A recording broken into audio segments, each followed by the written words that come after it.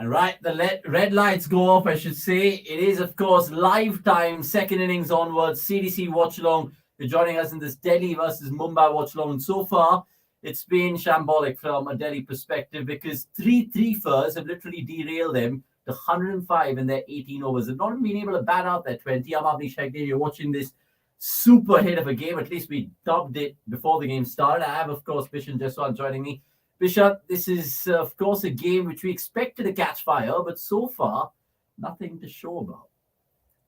When Delhi was struggling a little bit at 80 odd for 3-4, I was actually quite happy to see Delhi have a challenge, and see how they recover from that. But they suddenly went from 81 for, I think it was 2 or 3, right down to 84 for 7. Yeah. And it's very, very hard to come back from that in this format.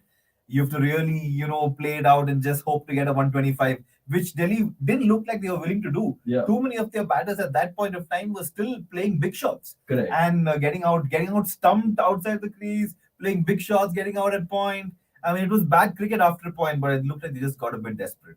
You kind of feel for them, but look, take nothing away from the credit of the Mumbai bowlers because they kind of hit the ground running from word go. That power play, they enjoyed it quite well, and especially you see what Delhi did in their first couple of games. It was always going to be a challenge to restrict someone like Meg Lanning and Shafali Verma, but they did that beautifully, right? Yeah, no, they did. And I think there's also the fact that, like you said, the top order has been doing the job for Delhi, and the middle order or lower middle order has been completely untested. So to come into a game in a situation with so many wickets down, I mean, it wasn't an easy task for them. Yeah. So, I mean, I guess you could excuse them for it, but very hard to see them defend 105, which is a low total in most situations. But in this tournament, I mean, I think the average is in the 180 plus range. There were 200s already. And so, yeah, can't see them defend this. I think we can start placing bets on how many overs they will hold on for. I mean, I just asked one of my fellow writers, Shweta, and she was confidently saying 10 overs that they'll get the job done. If that's the case, Mumbai will have an absolute net run rate, which will probably supersede all IPL records going forward. But sorry, I'm not allowed to mention that. In the T20 league, let me correct myself. But there was, of course, lots to talk about from a Mumbai perspective. And the girl that we, of course, spoke about the last time, the purple cap holder, she did again 3 for 10 for Sekha Ishaq. She just goes from strength to strength, Bish. And the wickets she's picked up, I think she picked up Shefali, Meg Lanning, and Jemmy today. That's some top three. That's some 3 wickets to get, really. Oh, shot. In the air for a while, but they'll get 4. The run rate's on course for the 10-over finish at this point. Yeah, so Ishaq's really bowled. I mean, outstanding. That's an understatement to say she's bowled outstandingly well. And the commentators pointed out as well, it's not like she has a whole lot of variations when she's bowling. Yeah. It's really just stump to stump bowling. But what she has going for her is accuracy. Correct. And she seems to keep being able to hit the stumps, which is, quite incredible that she should continue to do well despite just that, because the pitches are flat, the grounds are small, and there's clearly she's got stuff going for her. She's a fairly smart cricketer, no doubt. Well done to her. And the fact that she's bowling across phases, we saw in the first game that she bowled across phases today, of course, bowling the power play. I think she did that in the last game as well. Do you kind of compare her to any men's cricketer that you've seen do pretty much similar things of what she's been doing? Yeah, I mean, the classic cases of left-arm spinners bowling accurately are both played earlier today. Yeah. Akshar and Jadeja. Yeah. We've had a few in that category. I think Pragyan Ojha is very much in that category. Yep. So, but the difference between, if you want to compare, she's probably closer to Pragyan Ojha than she is to Akshar or Jadeja, because Jadeja and Akshar dart the ball in. That's not Ishaq's style at all. She's actually floating it and inviting players to play the shots. So if you see the wickets she's got today, whether it was Jemmy or whether it was Meg Lanning, they were going for their shots. Yeah. Because the ball was loopy and floating up to them, it looked like there was time. Right? Meg Lanning came down the pitch, had plenty of time and just hit it straight to Harman. Jemmy as well went back in the crease deep and tried to cut, missed the ball. I mean, so she's inviting stroke play. Yeah. Right?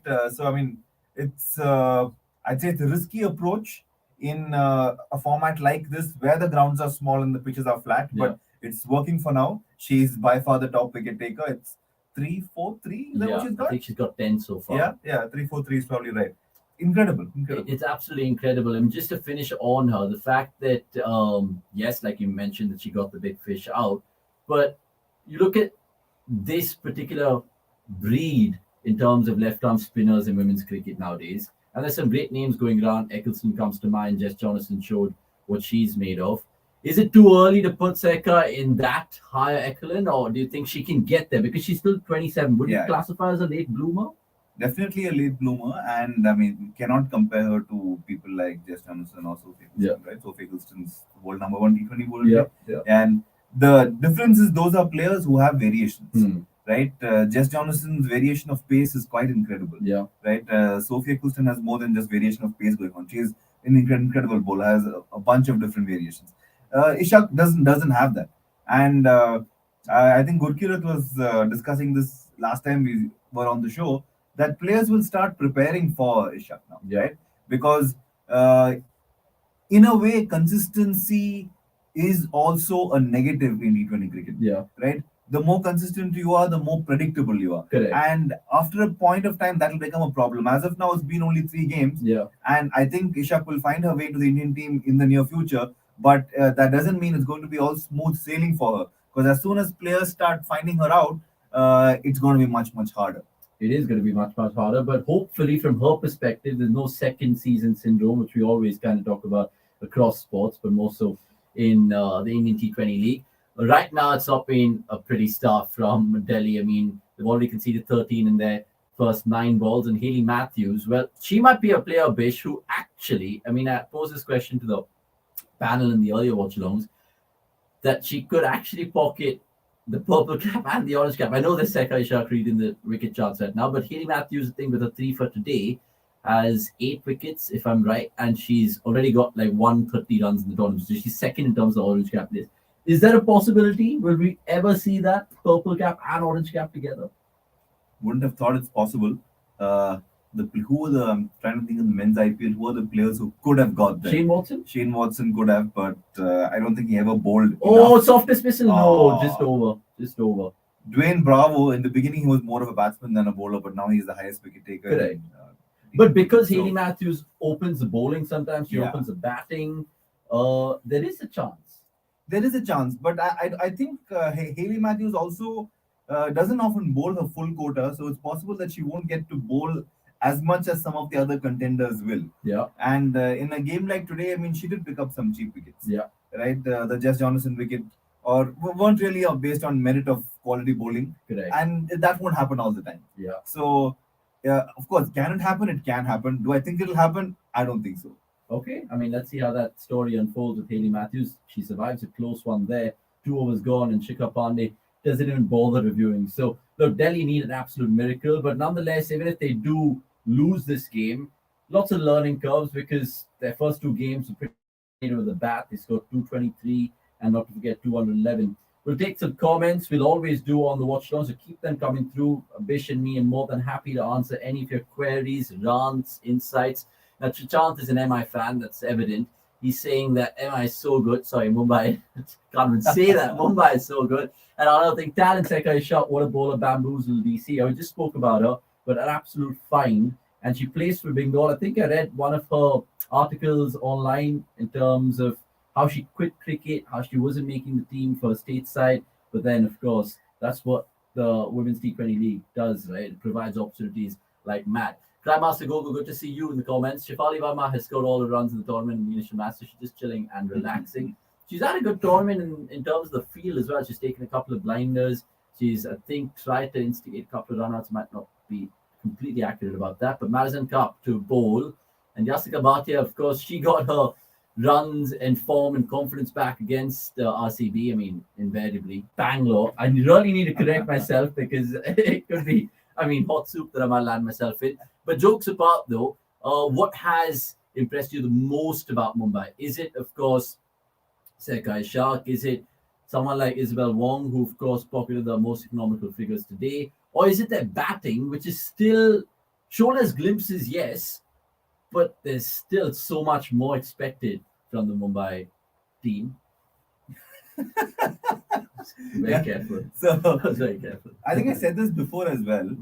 For me, what's most impressive about Mumbai is the fearlessness of their batting. They are almost like playing T20 cricket the way it was meant to be played when it started. True. You want players to go slam bang, and especially in women's cricket, it's the attacking stroke play is a little bit less than it is in men's cricket. Yeah. But Mumbai here are really showing us how it's done. Yeah. Right? Playing attacking, fearless cricket, but it also comes with the depth of talent in your team. So when you have a batting order that's as long as Mumbai's, you can afford to play the shots. And you're almost in a situation where if you don't play the shots, you are playing the tactically wrong game. Yeah. Because what is all that batting in your team for, right? So they're almost forced to play the way they're playing, and it's fantastic to watch and fantastic for the game. Which is probably why your colleague said that the chase will happen in 10 overs, because that's not a normal prediction. It isn't. Right?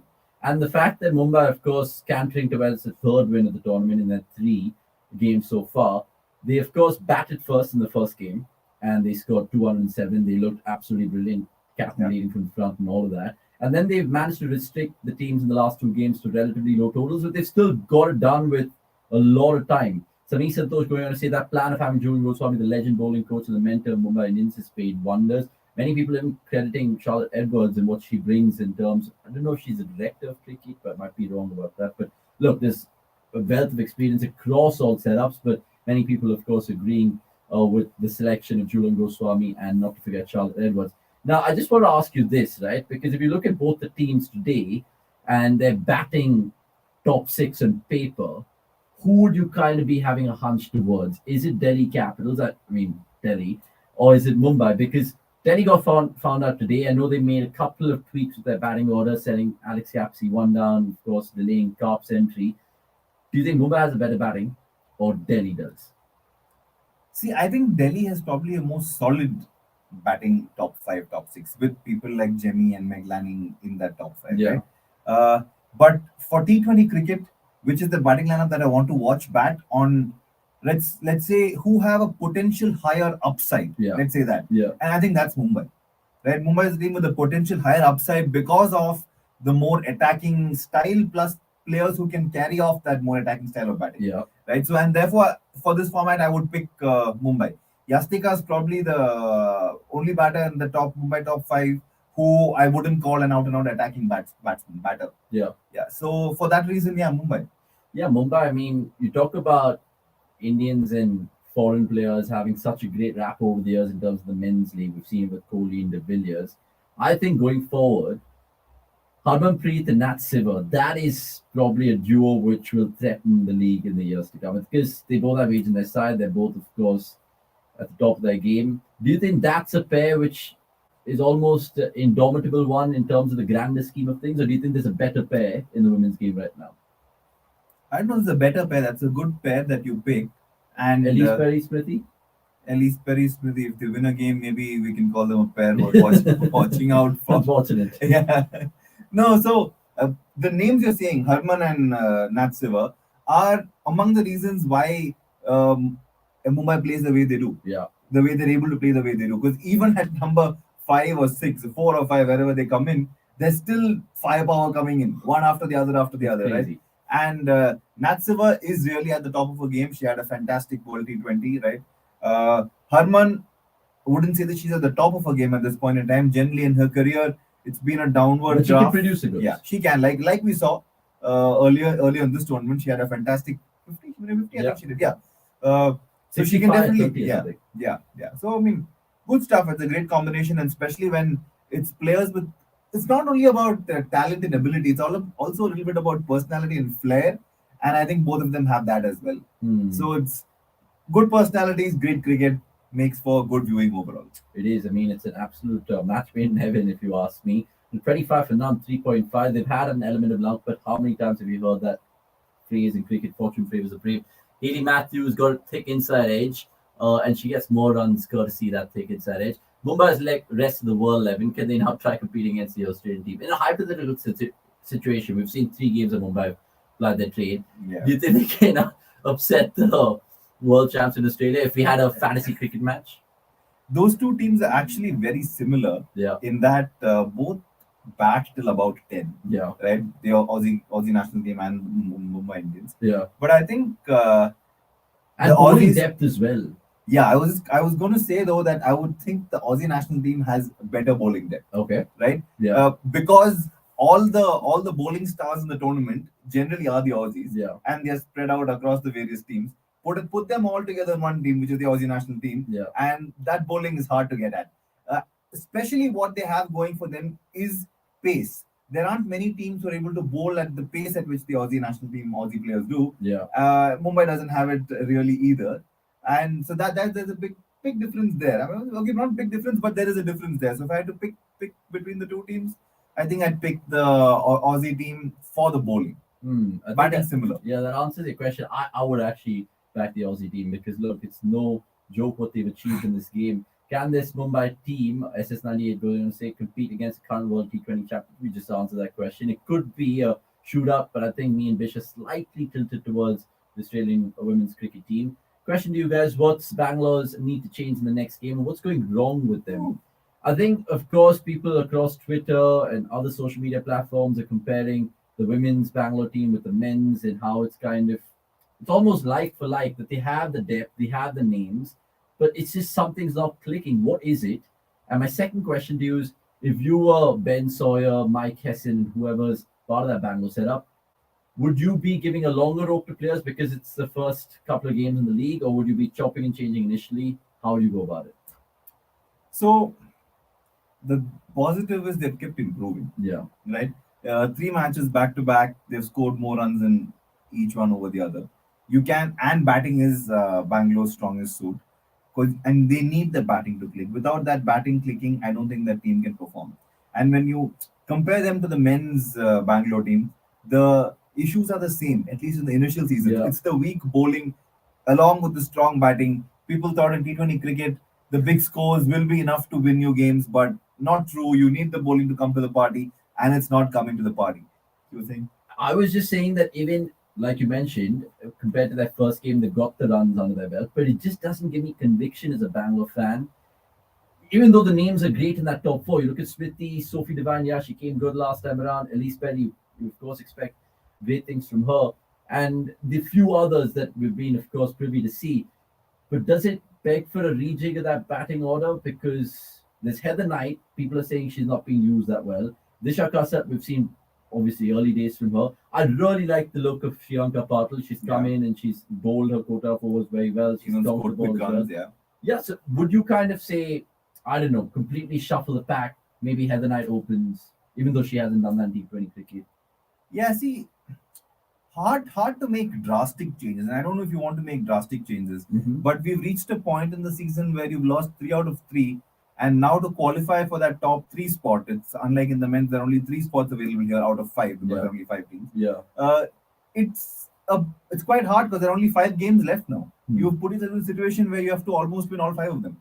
So while you don't want to pull the plug on the playing 11 currently, there's also not that much time left. So you have to make some changes.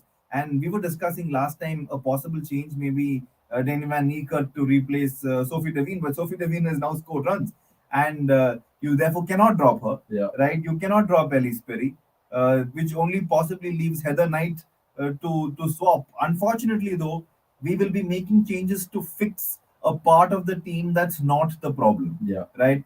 The foreign players are not the problem for RCB. The foreign players are extremely strong. It's the Indian contingent that's not coming to the party as much as we want them to, despite people like Shriyanka Patil having had a couple of good games. I think she's held her own and bowled reasonably well, and hit a couple of big shots. We didn't really know much about her before the tournament started.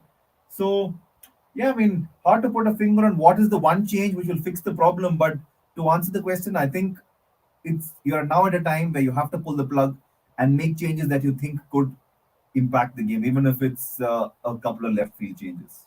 Yeah, interesting. It's food for thought because before the tournament started, I was looking at that Bangalore team on paper and I was actually chomping at the bits because you take a look at the Indian core, like Bish mentioned, who's not firing. They have Smriti Mandhana, goes without mentioning. Richa Ghosh, Renuka Thakur Singh. I mean, there's some great players who, of course, are really well cemented in the Indian team, but it hasn't worked out for them so far in this league.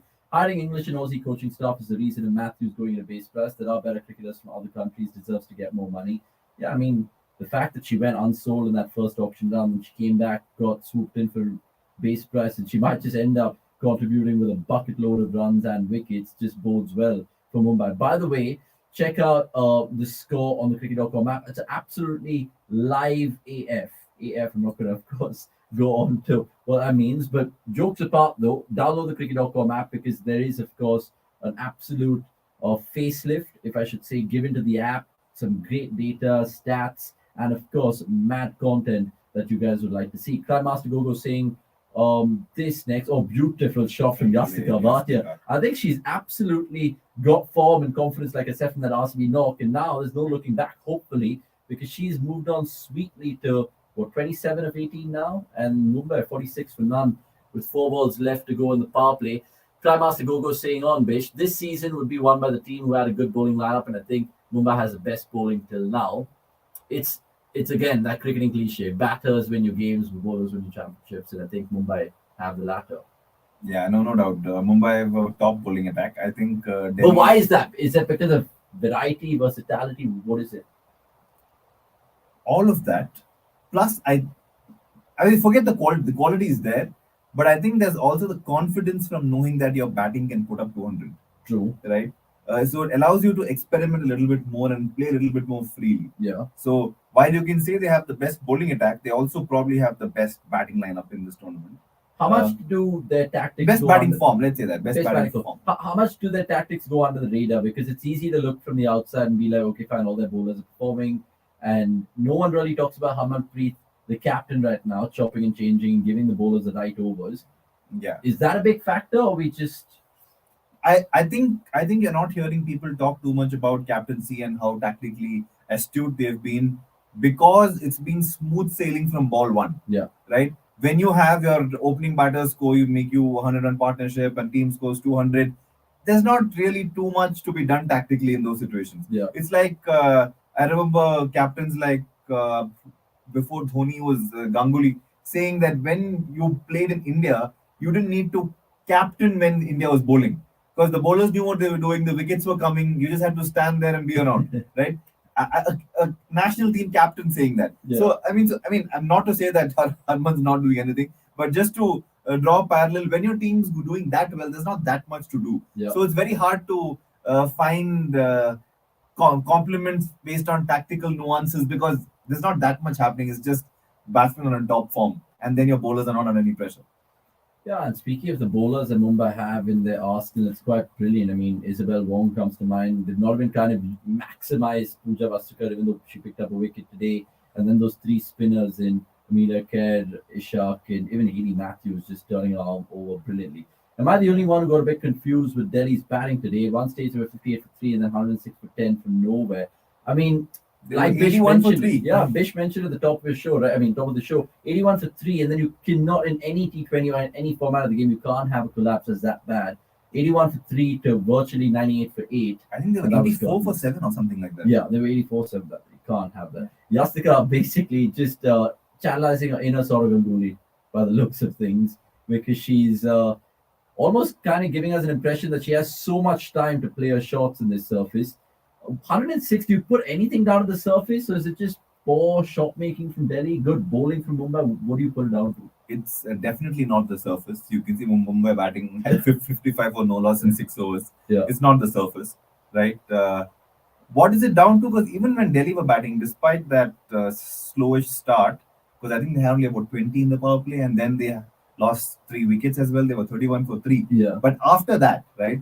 And a slow start can happen. A couple of good overs, the batsmen feel a bit of pressure. The slow start can happen. That makes you play a couple of shots, lose a couple of wickets. That can happen for a few overs. But then you saw Meg Lanning and Jemmy put that partnership together of 50 runs, right? Of only around 32, 33 balls, something like that. And there were no demons in the pitch at all. Yeah. And the bowlers were beginning to feel the pressure. So it's not a case of exceptional bowling at that point. It was just against the run of play. Against the run of play, that 1 wicket went, and the shot that Jemmy played, the shot was on. It was a shortish ball, outside off, trying to cut it, missed it, unfortunately. Yeah. But the thing is, in T20 cricket, and especially in the situation that Delhi were in, they were still a bit slow on the run rate, right? Because they had, even though that 50-run partnership in 30 balls, the power play was slow, so they had to keep going. Yeah. And they went a bit too far, I suppose, because when you have to keep going, and I agree with the strategy. So I won't look back now and say they got it wrong in playing their shots. They got it right.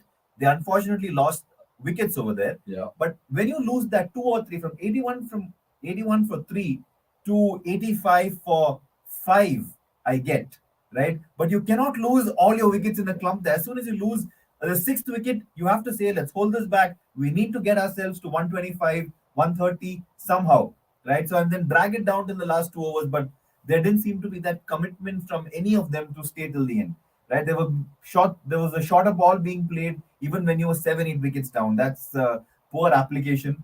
Yeah, I mean, you can call it being aggressive and wanting to take the attack to the opposition all the time. They won't take a step back or back off, but at some point you have to. And I think it's being over aggressive is being foolhardy. So I think just got that wrong.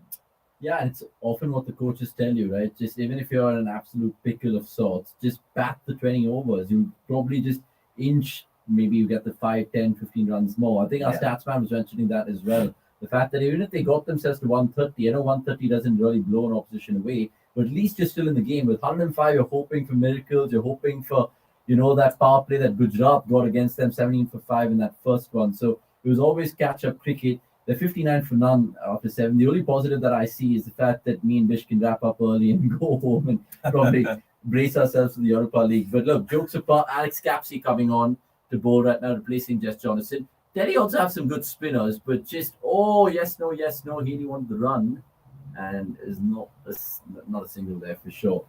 It makes me think about a lot of other things that we've seen so far about the Women's T20 League. Who do you think is the player of the tournament so far? Is it too early to say, or do you think someone particularly has got your eye? The player that's caught my eye, more like surprised me, is Ishak. Right? Okay, yeah. So if you have to pick a player at this point, and she's not just picked up wickets, she's picked up crucial wickets regularly. And to pick up three back-to-back three firsts in T20 cricket, that's incredible because you only have 4 overs to bowl. Exactly. Right? So the consistency, the quality of wickets, and the surprise that she was. All of that put together, I think my bet at this point is on Ishak. Hard for her to keep this up over 8 matches and maybe a couple more, 10. Yeah. So, yeah, it's not going to be easy for her to sustain this form over that period of time. But if I had to pick someone else, I think my number 2 is probably Hayley Matthews. Yeah, both Mumbai. I mean, I can't really bet against Bish over there. And like he was telling me about Sekha Ishaq, I mean, comparatively, Hayley Matthews, of course, has got amongst the wickets, but she's got some cheap wickets, like Bish mentioned. But Sekha Ishaq, all her wickets have been absolutely well thought of and planned and plotted properly. Again, some hesitation between the running, nearly suicidal there, but nothing to worry about from a Mumbai perspective. Sushant saying sometimes when teams win, we forget about the contribution of a captain. Do you think that's true? No, yeah, I mean, I think Sushant's picking up from what I was saying earlier. Amanpreet. Yeah, that it's not to discredit the captain, but it's hard to. All I meant to say was that it's hard to give special credit for the quality of captaincy, and that especially when it's based on a strong foundation of batting runs, right? Which is all I meant. It's not that Harman's not captained well, but when your openers get you off to a big start, right? Yeah. There's no captaincy going on there. And your batsmen now are in form, and you get to 200 runs. Then it just becomes the whole game becomes easier because there's pressure on the opposition. There's no pressure on your bowlers, right? So not to say there's no credit, but it's harder to give special credit as opposed to a bad captain who pulls the team out of a bit of a hole. Even if it's like, for example, Delhi today. Yeah. Meg Lanning, you may have given her credit for strategy from 81 for 6, 81 for 7, if they'd been able to pull themselves out of that hole. Yeah. Right? But it didn't happen. And then again, not to say Meg Lanning's not a good captain, that's not the intent. But those are situations when you can really see the quality of captaincy come through. Yeah, and I think sometimes it's a similar sort of brush being painted Rohit Sharma with Mumbai Indians. I mean, sometimes I feel like, yes, he's been an absolutely brilliant leader for them, tactically sharp and all of that. But because he just has such great options at his disposal where other teams just simply don't. I mean, that's the eternal debate that lots of fans are having earlier as well. If Virat ever captained Mumbai, would he have still ended up winning 5? I think so. I personally think so, because obviously you have the Pandya brothers, Peak, Pollard, Bumrah, all Yeah, these yeah. guys. Roach just simply has to just throw the ball to them, just be like, go out there and execute. Speaking of execution, a man who, of course, is now commentating for the PSL, apparently. No, just joking. Good to see you. Another crazy game. I was just peering to some scorecards. Fakir Zaman doing Fakir Zaman things. Give us a PSL update and then tell us what you made about this shit show from Delhi, please. So in this is the You're in mute, 26th my game. friend. Yeah, can you hear me? Can you hear me? No, we still can't hear you. Is there an audio problem that we're facing? Anirudh's also with us. Ani, can you give us a wave or can you say something? Hello, hello. My voice is audible? No, there is a problem with the audio, which we'll just check. I request Vikas to just come here and work his magic around if he can. But Just you and me, meanwhile, Avnish. yeah, just me and you, at least for now. And by the time maybe the audio glitch gets sorted out, I think Mumbai will be home. yeah, Haley and Jessica would have already kind of figured it out. You can hear them. Okay, just check if that's muted by any chance. All right, let's just see if Vikas has worked his magic. New lad, so let's cut him some slack, but I think he's found it out. 61 for none, by the way. 8 overs have taken the strategic timeout right now. You can see that. Yeah. Yeah, I can see that. I mean, those are just words, honestly. With you know You're the allowed big to dogs. speak in English? Yeah, for sure. Ari, can you hear me now? I can hear you. You can hear me. Perfect. Sorry, like an idiot, I put my laptop on mute, so we can't blame Vikas. Vikas, apologies to you. And Gurkirat, good to see you as well. So I'll come to Gurkirat first with his PSL update, and then, of course, you can tell me what his, of course, pissed you off the most as a Delhi fan tonight. So the PSL update is that today is the 26th game of the PSL, and in those 26 games, there have been 13 scores of 200 plus and 22 scores of 180 or more. So Wow. I remember during the day of IPL auction, the men's IPL auction, saying this that that that PSL is actually an extended version of Hong Kong sixes. I might have to change that and say that it's maybe Hong Kong sixes on steroids. It's just crazy the amount of. UPL, I think they may see 13, 200 plus scores here as well. So Gurkirat put out a stat yesterday on Twitter, and it just blew my mind. He said, like, yesterday's game where Jason Roy kind of course, superseded his ton over Barber's, he put out a stat saying there was a boundary hit every 3.6 balls or something like that, right? Which is just, has that ever been seen in the Indian T20 league, Gurkirat? Uh, I doubt. I don't think if it has happened, because I've never seen in the Indian T20 league 240 being made and then that being chased with 10 balls to spare. If we're being honest, the grounds in Rawalpindi and I think Lahore is where, which is the other venue. The boundaries are small and the pitches are flat, and they are literally so flat that the ball flies. I was watching Jason Roy bat yesterday, and the ball was actually flying off his bat. Uh, so they need to, the Pakistan T20 league needs to have a few bowlers who can make it a contest. But right now, most of the matches in the Pakistan T20 league is a competition between bat versus bat. Only Bowlers really don't Pakistan have a is chance. considered to have the most competitive bowling generally. That's what I thought. Yeah, I mean, but what can at best one bowler can do? The only team that has a decent enough bowling attack is Lahore, and Lahore have Shaheen, Rashid, and Haris Rauf. Hmm. So That's the top bowling. That is a top. so Okay, enough of this PSL. I don't want to be traitors anymore. I need to talk about some numbers, my friend, because look, we already spoke about Isabel Wong, we spoke about Sekai Shah. Any other thing which has caught your eye in today's game, my friend? I mean, nothing as of numbers. Like as this is the first season, so yeah. And today, like I'll just correct you. You said Saika Ishak had 3 for 10, but it was not Saika Ishak. It was Isabel Wong who had 3 for 10. Sorry.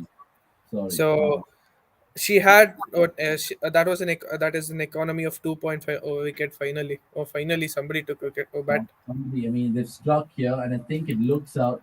He took a real while to give that. I'm saying it's going down like The not out. umpire had.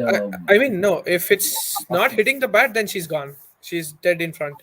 That is what. Another was potentially for Tara Norris, so you never know. By the way, the umpire kind of looks like Vikas. I don't know. Vikas, do you agree?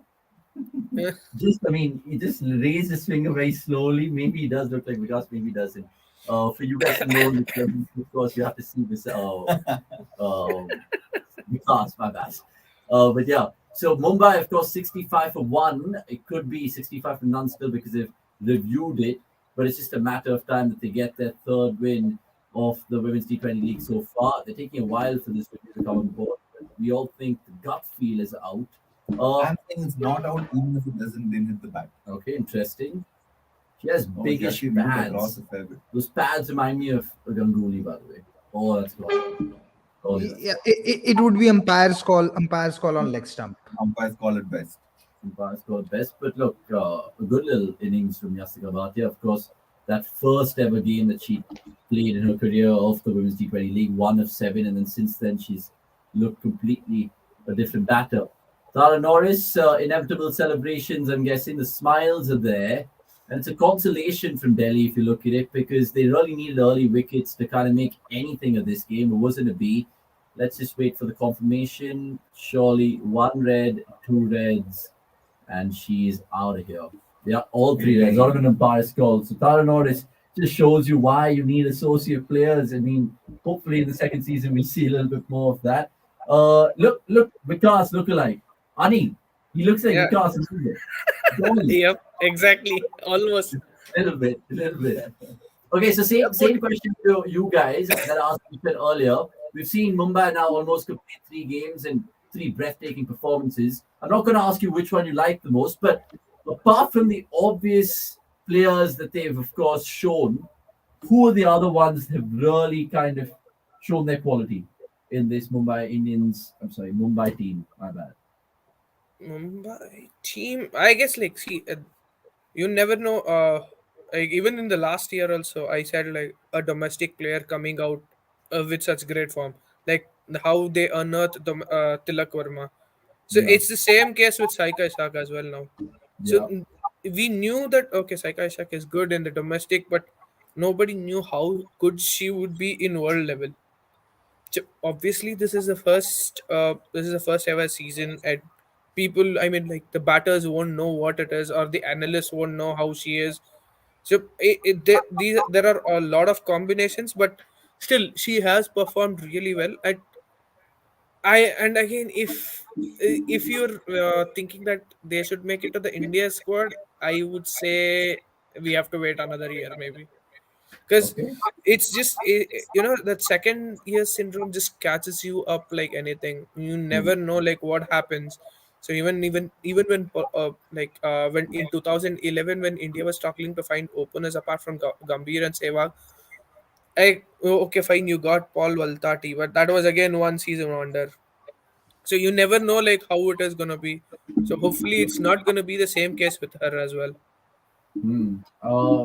Rukirat, I know there's a lot of left arm spinners going around in women's cricket right now, but what has she done differently? Is it a pace? Is it just the fact that she's consistent and she's wicket to wicket? Vish mentioned all these points. Anything else you see in her armory and repertoire?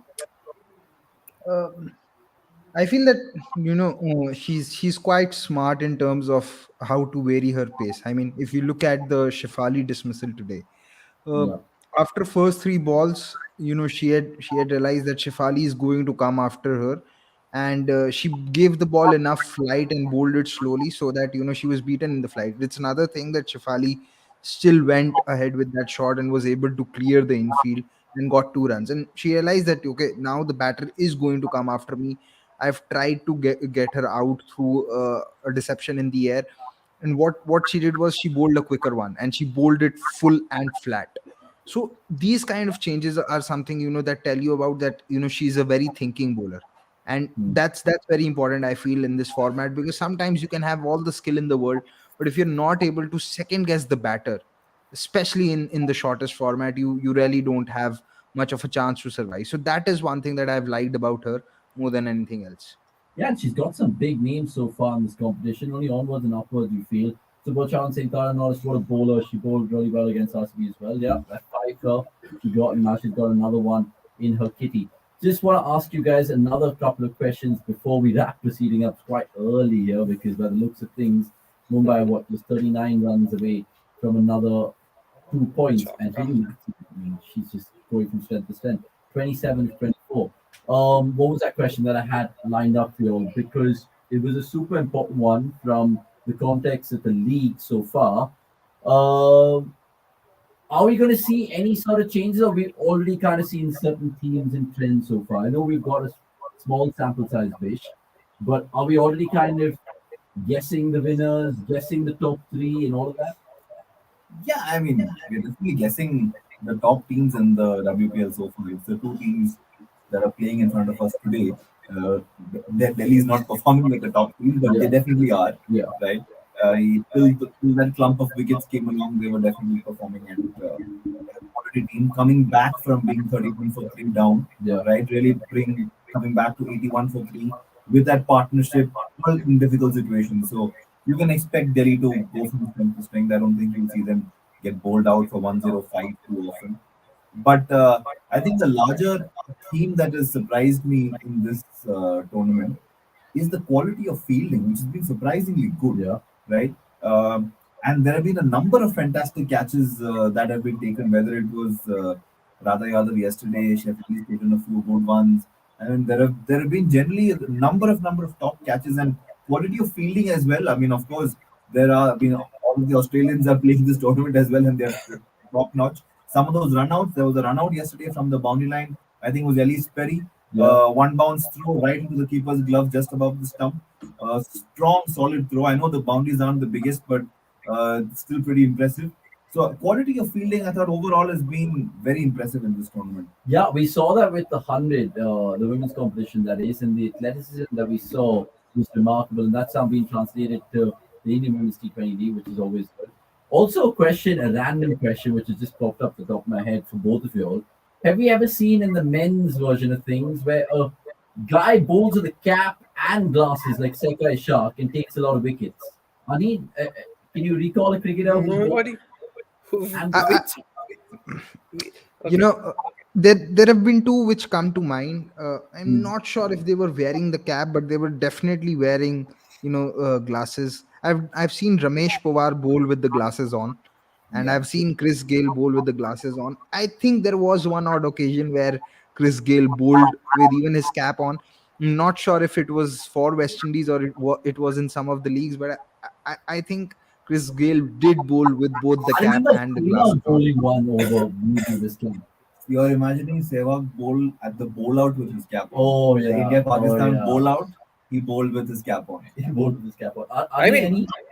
yeah. I mean, in the men's tourney, I guess if you remember, Ajit Chandela of Rajasthan Royals, he used to start with his glasses on. Like he used to start the bowling, and he used to have he always wears the glasses when he's bowling, Yeah, there and have been quite a few who've bowled with the glasses on. Murli yeah, Kartik also did Of it. glasses for sure, but cap is very rare in men's.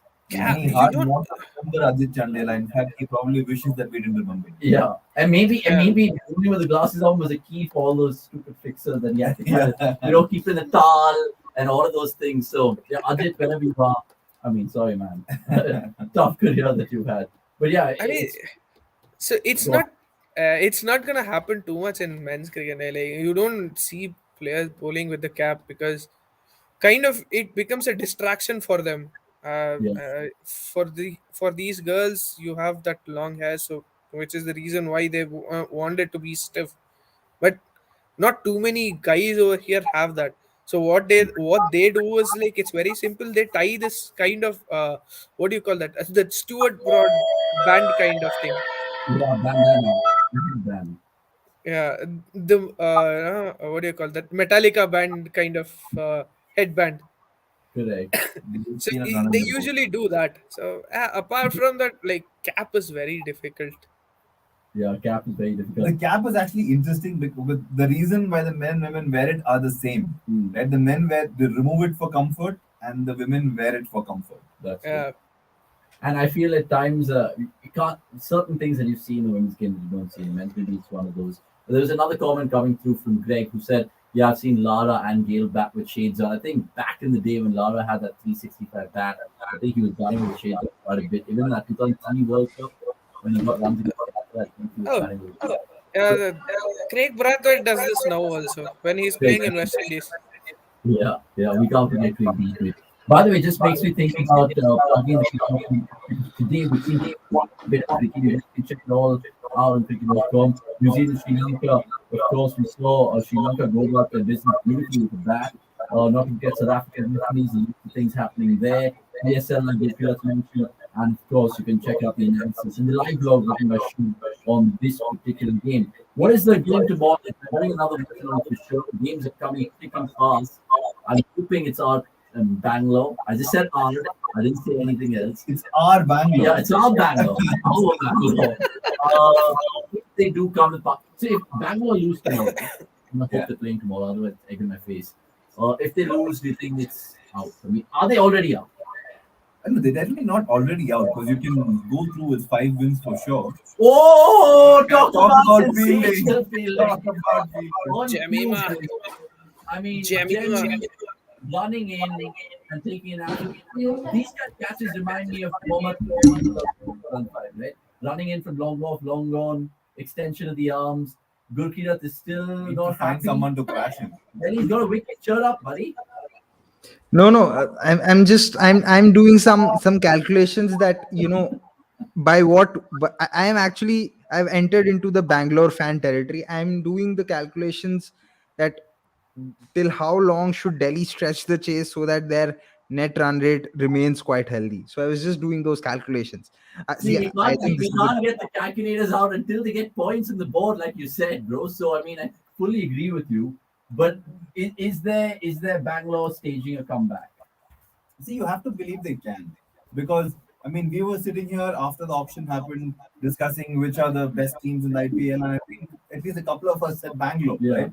And they haven't just suddenly become the worst team of the tournament overnight. Yeah. The quality is still there. You saw it when they scored 190 yesterday, right? So it's a team that can perform. I think they need a little bit of luck to bat first. Also, um, especially so that the bowlers can feel a little bit more confident and at ease when they come into bowl, knowing that they have 175 runs Yeah. to defend. Yeah. So that would be nice if they have that going for them. But you have to believe that the quality is there. It's there to see. Gurkirat, let me ask. and they need Smriti to show up. I mean, 3 games they've already lost, and they need the turnaround to happen from somewhere, and they need their Indian stars to turn up. They need Smriti and both Renuka to turn up with their A game tomorrow. I mean, And Richard. if So let me ask you this, Gurkirat. The fact that it's an 8 match tournament essentially for every team, and it's just a 5 team competition. Does that actually help RCB? I mean, Bangalore, damn it, Bangalore. The fact that they literally can hope for certain results to go their way, because when we talk about an 8 team tournament, which is what the men's is, or the 10 team now that it is, you still are kind of always playing catch up with the others. But because it's a 5 team tournament this time around, does that have any advantage to Bangalore in the position that they were in right now? See, I think in total, with there being 20 games, say if the top team wins six games, right? There's a possibility that the remaining 2 teams can also qualify with 4 games each, 4 wins each, and the bottom 2 teams have 3 wins each. So even if they lose tomorrow, I don't think they'll be officially and mathematically out. For practical purposes, they might be, but the reason why the game tomorrow is important is because if they win, right, UP also has UP has lost 1 game, right? UP would have lost 2 games then. So they would have made sure that another team is not going ahead of them in terms of points.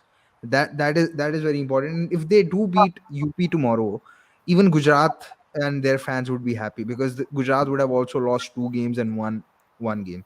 So I think Bangalore will also have the support of Gujarat tomorrow when they play UP, and also, yeah, Delhi would also not want UP to register second win, because that will make sure that Delhi also stays on second.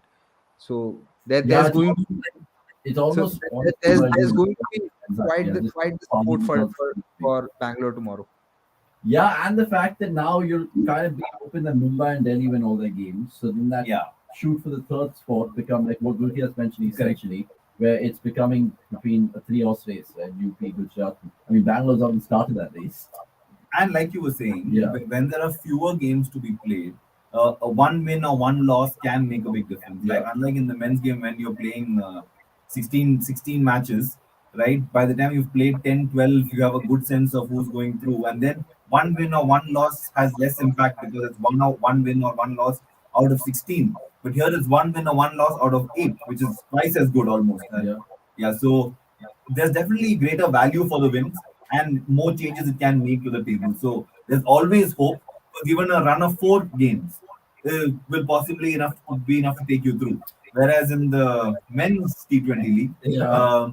a run of 4 games happens from time to time, but it's 4 of 16 and is often not enough. Broad enough. And the thing is, I mean, you look at it from a Bangalore perspective, right? I mean, their net run rate also doesn't really bode well. That's what Shweta was telling me. Like, even if they have to kind of really eke their way back in the tournament, it'll just be that dreaded three letters that we've always seen haunt them, at least in the men's scheme, in the NRR. One game versus MI and remaining 5 games, don't see any chance of Bangalore going forward, says Subodh Chavan. Subodh, I think, is a proper Mumbai Indians fan. I think even Chichan is one of them as well. Lots of Mumbai fans, so keep the love coming in terms of whoever the See, best. I mean, apart from the net run rate, there is one more big concern. What Bangalore are going through is they do not have backup for their bowling. Hmm. Like they're trying Shriyanka Patel. Like again, she went for runs, but I'm happy that she scored some runs. But apart from that, you have Preeti Bose who's not doing anything. Your main bowlers are Renuka Singh and Megan Shutt. They are nowhere close to their best. Ellis Are there Perry any is options, Honey? According to you, do you think you look at they that have bench? Saha, I mean they have Sahana Pawar who was another spinner. She had a Hmm. good senior women's T20 challenge, but I don't know. And the other thing is like you are getting performances from your foreign players. It's not Yeah, that okay, fine. Like at least like even Ellis Perry, she's able to bowl. She's not a 4 over bowler first of all. She doesn't even do that for Australia or for Sydney Sixers. She just bowls around 2 overs in the power play, and then she just goes off, and then it's all her batting. She comes at 3 down, and she does the rest. Over here, she's bowling 4 overs and then scoring 20-25 runs. And Heather Knight, you're batting her way too low. Like you want your best 4 batters as much as they have to bat as many balls with your best batters. So once when so Heather our Knight goes. Bangalore best batters, Smriti, and then the three international picks in Elise, mine, and Heather Knight. I mean that should be your go to setup if you're doing that, or else maybe okay fine if you want that power in between, then swap Richa ahead of Heather Knight. So the thing what happens is like over here, apart from Disha Kasat, you don't have any other Indian batter who can do something. I mean, to be honest with you, that Kanika Huja and Shriyanka Patil, I think they have it in them, but you're right, Ani. I completely agree with you that I they, mean, see, the thing is like now you don't have the time. yeah, You just have 5 matches in which you are trying to see like who is your third Indian option. yeah, So that's you the have problem. Smriti and Ghosh are your main Indian options, and apart from that, Renuka Singh. So your three of your main are not performing that much. So like, Hmm. where do you expect Very runs? good question that Sushant has asked us because we've been, of course, praising Seka for all her rewards. Any other domestic bowlers who come to mind? Because it's been a pretty average tournament from that perspective. Yeah. When I saw what is the Bangalore Account spinner's name, Preeti. Preeti Bose. Preeti Bose bowling in the beginning, Yeah, I she. yeah I thought that there was potential there, right? So she seemed to be able to flight it, land it in a nice place, but I think she's also been handled badly by Smriti, if I'm honest. Okay. When a bowler is going for runs, uh, you try to move them around and bring them back into the bowling attack when the batsmen aren't going all guns blazing for you, batters aren't going all guns blazing for you. I found that she was putting pressure on Preeti from time to time, also because of the lack of options, right? Because Bangalore's bowling is not the strongest. She's been forced to bowl, she's bowling badly, or rather, giving away runs, even if you're bowling badly, giving away runs and then being forced to bowl again in difficult situations, which is difficult and bad for your confidence. So I don't think she's being handled the best. She hasn't done covered herself in a blaze of glory either, but it could have been better with slightly better handling by Smriti, is my feeling. Yeah, I mean, let's see how all the captains are judged by the end of the tournament because right now Harmanpreet's not done that much in terms of captaincy, but she will get all the plaudits because her team's flying high. Some would say about giving back. And there is one more point over here. Like if you see all the all the five captains, I guess Smriti is the least experienced one. Hmm. Like Alyssa hasn't. McLanning has been exceptional, and the Mooney is other not one, Mooney's not a captain, but who's captaining? Mooney captains Perth Scorchers. Perth Scorchers and Brisbane Heat. She is captain. yeah. I mean, in WBBL, she has that experience at least. So At least she has that. Yeah, he's been But out since for it's been Ash Gardner who's been yeah, Laura Wolford comes in for her I side. mean, you get that right. Like it's always that brand value which entices to make you a mistake. You just Yeah. want, okay, fine. You are my brand and you will be my captain. That doesn't Okay, run that way. You have let's try and decipher this. That which team do you guys think will actually beat Mumbai, or how can a team beat Mumbai? What are their weak links? Mm, I see what's not happened for Mumbai has to happen, which is they need to lose wickets early and feel the pressure. Mumbai have just not felt it. You've not been tested in a tough situation. It's just not happened. Right? They've just had it easy from the beginning. And despite playing a brand of cricket that is super attacking, which is high risk, so I can see the wickets going. So it's against a strongish bowling attack that you would expect Mumbai to lose with early wickets and then feel the pressure. So that's how they'd lose, I would imagine. Today's game was a chance for that to happen, but unfortunately, Mumbai are batting with no pressure, chasing only 105. So if they were batting first, this may have been the game where they get tested by Delhi's bowling attack. and the fact that look at Mumbai's performance with the ball in hand, right? I mean, sure, they scored 200 with the bat in hand and they had to just have easy chases in their second and third game. But I think to match up their bowlers, someone really needs to play a blinder because they have options. Wong is one of them. They have three spinners in Haley. There's Saka Shark. There's of course other spinners they can bring on if they need to. But Mumbai, a good question, Gurkirat. I mean, right now there's no chink in their armor that I can tell right now. I mean, similar question to you. If you had to kind of plot weaknesses and be in the opposition's dressing room and look at Mumbai from that regard, who are you targeting? Because, like Bish said, they haven't found themselves in a position of any sort of crisis. Yeah, I think you'd have to firstly try and make sure that you don't lose wickets to Ishak, and from there on try and see that how do Mumbai counter that, because as of now what is happening is that she's delivering the breakthroughs. Maybe teams can try and adopt the approach that batting sides take against Rashid Khan. Probably not try, just try and play her out and then maybe look to attack other bowlers, because Amelia Kerr has been put under some kind of pressure. Teams have been able to score runs against her. But just try and make sure that they don't lose wickets to Ishak, and then see how Mumbai counter it. Hmm. But That actually, is just that is one area that I can think. on Ishaq itself, just to add there, the way she's been getting wickets, when she's got top wickets, it's partly because the bowling around her is top notch, Exactly. right? And everyone's chipping in. And unlike Rashid, whom batters are playing out because he's the best bowler, Ishaq is benefiting from being the least known bowler in that bowling attack. For sure. Right? And people are maybe kind of trying to take her on and then eventually kind Exactly. of succumbing in that trap. To some extent, that's what's happening. That is true. By the way, Mumbai just a one hit away. I say one hit away, they're one run away. And that Siva Brunt has got a nice 19 under her belt and Harmanpreet 11 of 8. So and she finishes it off in finished. style. Or to be caught? No, there's no Nope. catching that. That's one bounce for in Mumbai. Canter home with what, 5 overs? So it wasn't the 10 overs that Shweta was talking about, but just 5 overs left. That's a lot in the T20 scheme of things. An absolute romp, 8 wickets. They were going to say that this game was a tight one, but what tight one?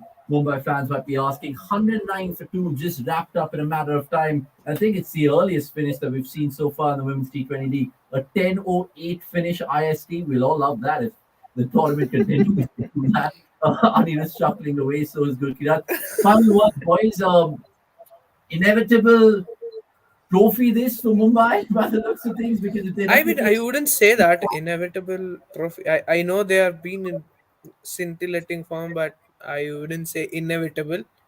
I Okay. still have that UP might make some inroads. They are the only team with a bowling lineup who can challenge these guys. Hmm. Apart from that, there's nobody. That is what I feel. So probably UP is one team to watch out for. Apart from that, I mean, last match they made a blunder. Probably, Yeah. I accept that, but yeah. Apart You're from that, right. yeah, UP. I think that's something to consider because even though UP had, like he said, not the best of days against Delhi because Sophie Eccleston and what's her name? Deepti Sharma. Went for about 80 in their combined 8 overs. Delhi, what will they learn out of this particular game? Because sure, the first two games went so dreamingly well. This one, reality check, if you wish. No, not a reality check really, because they played fairly well. So it's just an aberration. Yeah, so what you should know is that in T20 cricket, you don't go hammer and tongs the whole way through always. Even in T20 cricket, there are times in the game where you hold yourself back and extend your innings. Right? I think that's the learning. It's a small learning. Sometimes, even if you know it, it's hard to execute in the middle because there's pressure to score runs. But I think you just need to acknowledge that there are times in the game when you have to rein it in. And I think partly because the first two games have gone so well for them, they almost felt like this situation will fix itself. We just need to keep playing, but it didn't happen, right? So I think if anything, that's the learning. Uh, but I wouldn't say it's a disaster or they've been brought crashing down back to earth. Nothing like that. I mean, it once you only score, Basically, that it'll get chased down easy. I But mean, yeah. it's situational cricket, right? Gurkirat, the fact that they were 81 for 3, and then we keep, of course, harping on the fact that they had that slide to 98 for 8. They wouldn't want to repeat that at any point in time in this tournament, let alone, of course, going back in hindsight today. see, basically, they need to realize and understand that if their batting is finishing at 6 or maybe at 7, uh, that batting first is not the route that they can, look to take at all times, because setting targets is anyway difficult in T20s. If you add the fact that it's on flat batting pitches where the pitch doesn't change at all, then it becomes even more difficult. And if you don't have batting depth, then as a team who's setting in the scores, you have to take a few more risks, Hmm. which we discussed had happened with RCB, with Bangalore in that second game. So a similar kind of thing can happen with Delhi as well. Today they lost a few wickets early on. Maybe they could have looked to promote Jemima to sort of arrest the collapse maybe after the fall of the second wicket. Probably this is something that they can look at. Maybe keep that batting order, or especially those positions of 3 4 5, a little fluid. If they think that they need to arrest the collapse, maybe send Jemima up top and keep Capsy and Cup for later on, because they also have the power to hit big. But I think that this is something that they'll need to probably look at. And maybe if wickets are falling early on, then the onus on someone like Meg Lanning to anchor the innings becomes even more. And today she was actually going well. She started slowly and she realized that she has to bat with Jemima. And I just thought that from where her and Jemima were looking to switch gears and go completely out on the offensive, both of them lost their wickets in that same over, which was the 13th over. So, and I had actually tweeted this, that this pair needs to bat till the 13th over, even if it means that they have to score at 6 runs per over. But it just so happened, and that is always the risk with short batting lineups where you don't have enough depth. Okay, super thoughts from you, Gurkirat. Just ponder over the schedule next because Mumbai actually have a break till Sunday. It's not very often that you can say that in a five tournament like this. It is, of course, Bangalore playing UP tomorrow. We'll be doing a watch along for that again from the second innings, and there's some good games on Saturday and Sunday. No double headers, just a single. Gujarat taking on Delhi on Saturday, and of course UP taking on Mumbai, the one that Ani was talking about on Sunday night. Thanks so much, ladies and gents, for of course taking your time out and watching this watch along with us. It's not been the best of games we thought it all would be by the looks of things. How Delhi and Mumbai were, of course, heading into this one with 2 wins each, but it's been Mumbai's day to remember and Delhi's day to forget in what's truly been something of a watch along, a shortened one, should we say. Goodbye from Bish, me, Anirudh, and Gurkirath, who's of course still keeping an eye on the PSL. Check out all the cricket updates at cricket.com. See you soon. And download the app right now because it's the fastest out. Cheers. Talk to you soon.